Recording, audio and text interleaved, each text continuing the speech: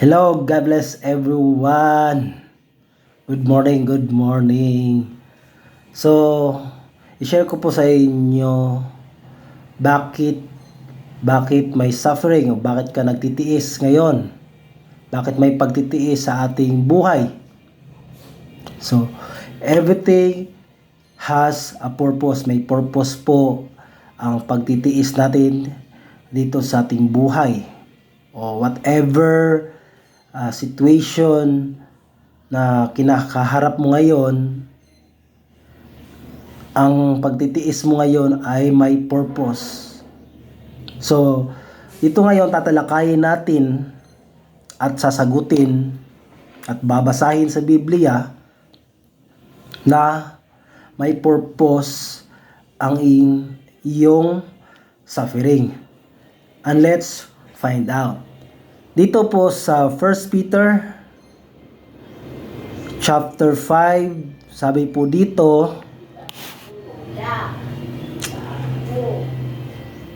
verse 10, "But may the God of our grace, who called us to His eternal glory by Jesus Christ, after you have suffered a while." After you suffered a while, perfect, establish, strengthen, and settle you. So, yung suffering na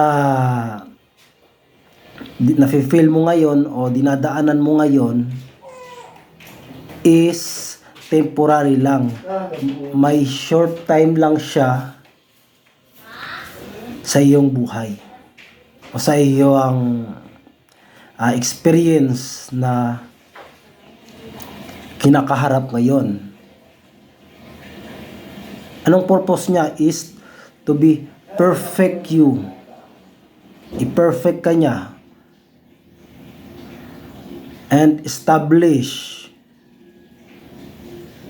maging establish ka sa iyong pag-iisip. You strengthen.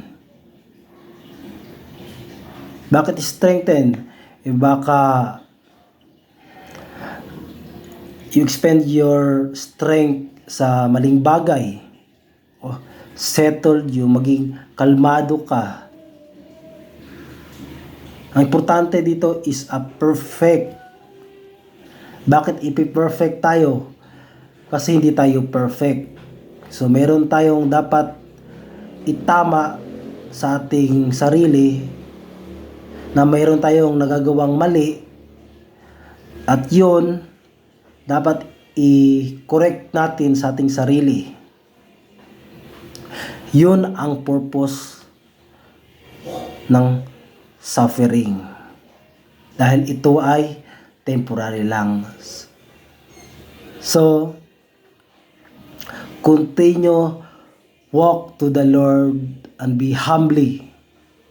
So I hope po meron po kayo natutunan. Be blessed. Kung meron pa kayong mga question or mga commentary, just share and comment below. Be blessed.